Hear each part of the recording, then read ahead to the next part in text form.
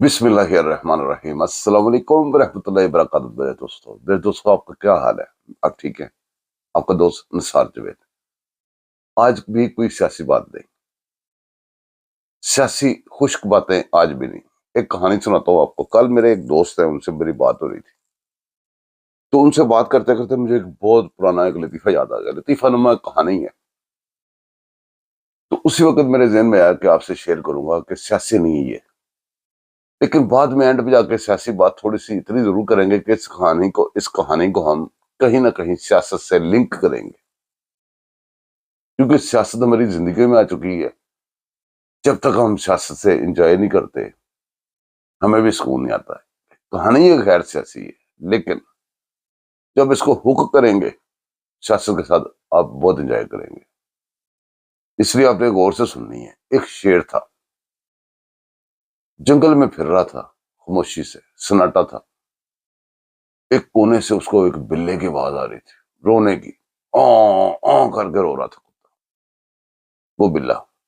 जैसे आजकल वो शहबाज शरीफ ने कब्र के आखिरी कुत्ते की तरह औ करने पे नहीं लगा दिया इनको, इसी तरह भी देखिए सियासत उसमें आ जाती है। फिर मैं क्या करूं? अब सियासत उन्होंने फैला दी है ना जिंदगी, हर हर शोबे में। पर वो बिल्ला औ औ कर रहा था, मारे खा रहा था। अब शेर ने सोचा, यार है तो मेरी नस्ल, तो अपनी नस्ल का इतना तो मुझे ख्याल करना चाहिए। देखूं कहां पे कहीं फंस गया या क्या हुआ है। वो आवाज को फॉलो करता करता करता करता बिल्ले के पास पहुंचा, तो क्या देखता है, माजरा अजीबोगरीब। एक दरख्त के साथ बिल्ले को बांधा हुआ था एक शिकारी ने।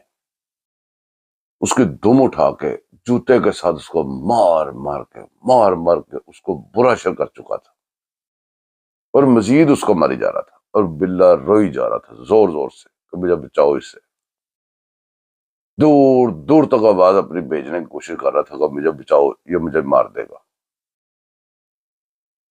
अब क्या हुआ कि शेर दहाड़ा, उसने शोर किया, उसने क्या, ओए शिकारी तेरी ऐसी की तैसी। यार अगर मैं पंजाबी में आगे से रहूंगा तो ज्यादा मजा आएगा। वैसे यहाँ तक चलो उर्दू चल गई है, ऐसी कहानियों का मजा जो है ना पंजाबी में आता है। जो हमारे उर्दू बहन भाई हमारे बोलते हैं ना, यकीन करें वो पुराना जमाना नहीं। अब वो भी पंजाबी समझ जाते हैं। अब तो इंटरनेशनल लैंग्वेजेस बहुत सारी लोग समझने लग गए हैं। पंजाबी ज्यादा मजा आएगा। उन्हें कहो, ए शिकारी, ऐ मेरी जात दा बिल्ला है, तेन क्यों मारना पे? छड़न को शिकारी की कहता है मैं तेन भी इस तरह बन के मारना है, ते बड़ा मारना है, ते दफा जा थो। उन्हें कहा तू मैनू मारना है, एक ही गल हुई। उन्हें कहा छड़न। शिकारी कहता मैं तेन सही कह रहा कि ऐसे दरख्त से नाल दे दरख्त तेन बन के मैं बड़ा कुटना है। शेर ने मारे जंप शिकारी दे अगे। उन्हें कहा आ गया, मैं मार के विखा मैनू। उन्हें कहा फिर अगली गल तो सुन लेना, मेरा एक असूल है, मैं एक दिन एक जानवर नू मारना। अज मैनू मारता है तो हुण कल तेरी वारी। कहता ठीक है, वेखी जाएगी, कल वेख लांगा तेन मैं। वो कहता पर मसला है कि भाई तू डर गया, तू कल नहीं आना, तू बिल्ली का इशर वेख के डर गया, तू कल नहीं आना होना। वो शेर कहता मैं शेर, मैं डर गया, यह किस तरह हो सकता है? उन्हें कहा डर गया तो नहीं आना। उन्हें कहा फिर किस तरह मुक्ति गल? उन्हें कहा किसी जानवर की गारंटी दवा। शेर किसी जानवर के कोल जावे, जानवर अगे लग के नस पवे। किसी जानवर के नेड़े जावे, अगे लग के नस पवे। उन्हें शिकारी ने कहा बगैरता, ए देख ला तेरी कोई गारंटी देने को तैयार नहीं, तेरी शक्ल वेख के दौड़ जाते हैं। तू गारंटियां पहले खराब की होंगी मेरे हिसाब नाल। झूठ बोल बोल के तू बेड़ा हशर कर लिया अपना, ते लिहाजा तेरे वास्ते इलाज यही है कि तेनों अडयाला जेल, ओ सॉरी नहीं अडयाला जेल नहीं, तेनों दरख्त से कोल करके बन देना मैं, ताकि तू नस ना जावे। कल मैं आवांगा ते आके तेन छड़ांगा ते फिर तेन कुटांगा। उन्हें कहा इंदी केड़ी गल है? उस शेर नाल है दरख्त दे। शिकारी ने दस्या भाई कुट के बन्ने, दूसरा स्लिपर लाया ते पूछड़ शेर दी चुक ली, ते कुट कुट के कुट कुट के कुट कुट के पहले तो खैर पहले सैशन एक दो जेडे लगे ना, तो शेर ने बड़ा चंगना चुंगना नहीं मारिया, गालां गुला कटदा रहा। दूसरे तीसरे सैशन दे जाके ਉਹਨੇ ਉੱਥੋਂ ਮਾੜੀ ਮਾੜੀ ਚੀਕਾਂ ਚੁੱਕਾਂ ਮਾਰਨੀ ਸ਼ੁਰੂ ਕੀਤੀਆਂ।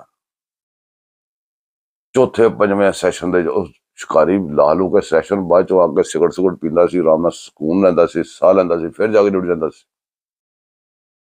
ਉਹ ਪੰਜਵੇਂ ਛੇਵੇਂ ਸੈਸ਼ਨ ਤੱਕ ਗੱਲ ਗਈ ਨਾ ਤੇ ਸ਼ੇਰ ਦੇ ਆਂਸੂ ਵੀ ਬਾਹਰ ਆ ਗਏ ਤੇ ਜਿਹੜੀ ਉਹ ਗਾਲਾਂ ਗੂਲਾਂ ਸੀ, ਚੀਕਾਂ ਹੀ ਬਦਲੀਆਂ, ਚੀਕਾਂ ਤੇ ਰੋਣੇ ਹੀ ਬਦਲ ਗਈਆਂ ਤੇ ਆਵਾਜ਼ ਉਹਦੀ ਕੰਮ ਕੁੰਮ ਗਈ। ਸ਼ੇਰਾਂ ਨਾਲ ਇੱਕ ਦਾੜ ਕੋਈ ਨਹੀਂ ਵਿੱਚ ਰਹਿ ਗਈ ਤੇ ਚੰਗਰਾ ਹੀ ਚੰਗਰਾ ਰਹਿ ਗਈ। ਲੋ ਜੀ ਉਹ ਸਿਰ ਸੁੱਟ ਗਿਆ ਜੀ, ਸ਼ੇਰ ਧੌਣ ਸੁੱਟ ਗਿਆ ਥੱਲੇ। ਉਹ 8ਵਾਂ 9ਵਾਂ ਸੈਸ਼ਨ ਲਾ ਕੇ ਜਦ ਸ਼ਿਕਾਰੀ ਸਿਗਰਟ ਸੁਗਰਟ ਪੀਣ ਵਾਸਤੇ, ਸਾਹ ਲੈਣ ਵਾਸਤੇ ਬੈਠਾ ਨਾ ਤੇ ਸ਼ੇਰ ਨੇ ਜ਼ਮੀਨ ਤੇ ਡਿੱਗੀ ਮੜੀ ਧੌਣ ਤੇ ਚੁੱਕੀ ਤੇ ਸਾਹਮਣੇ ਬਿੱਲਾ ਨਜ਼ਰ ਆਇਆ, ਦਰਖਤ ਨਾਲ ਵੱਜਾ ਦੂਸਰੇ ਦਰਖਤ ਤੇ। ਸ਼ੇਰ ਨੇ ਉਹਨੂੰ ਗੌਰ ਨਾਲ ਵੇਖਿਆ, ਬਿੱਲੇ ਨੇ ਸ਼ੇਰ ਨੂੰ ਗੌਰ ਨਾਲ ਵੇਖਿਆ ਤੇ ਬਿੱਲੇ ਦੇ ਮੂੰਹ ਕੋਈ ਗੱਲ ਨਿਕਲੀ। ਉਹ ਨਹੀਂ, ਬਿੱਲੇ ਦੇ ਮੂੰਹ ਨਹੀਂ, ਸ਼ੇਰ ਦੇ ਮੂੰਹ ਕੋਈ ਗੱਲ ਨਿਕਲੀ। ਜਿਹੜਾ ਸ਼ੇਰ ਹੁੰਦਾ ਸੀ ਉਹਨੇ ਧੌਣ ਚ ਕਰਕੇ ਬਿੱਲੇ ਨੂੰ ਅੱਖਾਂ ਪਾ ਕੇ ਘੂਰ ਕੇ ਉਹਨੂੰ ਵੇਖਿਆ, ਵੇਖ ਕੇ ਕਹਿੰਦਾ, ਬਿੱਲਿਆ ਇੱਕ ਗੱਲ ਦੱਸ। ਕਹਿੰਦਾ ਪੁੱਛ। ਕਹਿੰਦਾ ਮੈਨੂੰ ਛੱਡ ਦੇਗਾ। ਬਿੱਲੇ ਨੇ ਇਸ ਤਰ੍ਹਾਂ ਧੌਣ ਥੱਲੇ ਕਰ ਲਈ। ਉਹ ਸ਼ੇਰ ਨੇ ਕਿਹਾ ਮੈਂ ਤੈਨੂੰ ਪੁੱਛਣਾ ਪਿਆ ਕਿ ਦੱਸ ਮੈਨੂੰ ਛੱਡ ਦੇਗਾ ਕਿਸੇ ਤਰੀਕੇ ਨਾਲ। ਬਿੱਲੇ ਨੇ ਧੌਣ ਉੱਤੇ ਕਰਕੇ ਪਤਾ ਕਿਆ ਉਹਨੇ ਕਿਹਾ, ਯਾਰ ਇਹ ਨਹੀਂ ਪਤਾ ਛੱਡੇਗਾ ਕਿ ਨਹੀਂ ਛੱਡੇਗਾ, ਪਰ ਇਹਨਾਂ ਤੁਹਾਨੂੰ ਦੱਸ ਸਕਦਾ ਜਦੋਂ ਉਹਨੇ ਮੈਨੂੰ ਫੜਿਆ ਸੀ ਨਾ, ਮੈਂ ਵੀ ਤੇਰੇ ਵਰਗਾ ਸ਼ੇਰ ਹੀ ਸੀ। ਇਹਨੇ ਮੈਨੂੰ ਮਾਰ ਮਾਰ ਕੇ ਬਿੱਲਾ ਬਣਾਤੇ। ਹੁਣ ਮਸਲਾ ਇਹ ਹੈ ਕਿ ਵੀ ਤੁਹਾਨੂੰ ਪਤਾ ਹੈ ਕਿ ਇੱਥੋਂ ਤੱਕ ਤੇ ਗੈਰ ਸਿਆਸੀ ਗੱਲ ਸੀ। ਉਹਨਾਂ ਦੇ ਹੁੱਕ ਤੁਸੀਂ ਆਪੇ ਪਾ ਲੈਣੇ, ਜਿੱਥੇ ਮਰਜ਼ੀ ਪਾ ਲਵੋ। ਹੁਣ ਤੁਸੀਂ ਜਿੱਥੇ ਮਰਜ਼ੀ ਇਹਨੂੰ ਹੁੱਕ ਪਾ ਲਵੋ। ਇਹ ਵੀ ਹਿਸਾਬ ਲਾ ਲਓ ਕਿ ਵੀ ਕੋਈ ਬੰਦੇ ਨੇ, ਕੋਈ ਐਸੀ ਤਾਕਤਾਂ ਨੇ ਜਿਹੜੀਆਂ ਕਹਿੰਦੀਆਂ ਨੇ ਇੱਕ ਟਾਈਮ ਦੇ ਇੱਕ ਸ਼ੇਰ ਮਾਰਨੇ, ਇੱਕ ਜਾਨਵਰ ਮਾਰਨੇ ਆ ਤੇ ਦਫਾ ਜਾ। ਫਿਰ ਕੁਛ ਬੰਦੇ ਐਸੇ ਵੀ ਨੇ ਜਿਹੜੇ ਸ਼ੇਰ ਬਣੇ ਫਿਰਦੇ ਸੀ, ਅੱਜ ਕੱਲ੍ਹ ਬਿੱਲੇ ਬਣਾਤੇ ਗਏ ਨੇ। ਕੁਛ ਐਸੇ ਵੀ ਜਗ੍ਹਾ ਤੁਸੀਂ ਫਿੱਟ ਕਰ ਸਕਦੇ ਹੋ ਕਿ ਉਹ ਅਡਿਆਲਾ ਜੇਲ੍ਹ ਬੰਦੇ ਮਿਲ ਜਾਂਦੇ ਨੇ। ਇੱਕੋ ਗੱਲ ਪੁੱਛਦਾ ਇਹ ਕਰ ਕਿ ਮੈਨੂੰ ਛੱਡ ਦੇਣਗੇ, ਮੈਨੂੰ ਛੱਡ ਦੇਣਗੇ। ਤੇ ਜਿਹੜੇ ਗਏ ਹੁੰਦੇ ਨਾ ਬਾਹਰੋਂ, ਉਹ ਵੀ ਕਹਿੰਦੇ ਨੇ ਅਸੀਂ ਵੀ ਤੇਰੇ ਵਰਗੇ ਸ਼ੇਰ ਹੀ ਸੀ, ਬਿੱਲੇ ਬਣਾਤਾ। ਬੜਾ ਸਟੋਰੀ ਨੂੰ ਇੰਜੋਏ ਕਰੋ, ਉਮੀਦ ਹੈ ਬੜਾ ਇੰਜੋਏ ਕਰੋਗੇ।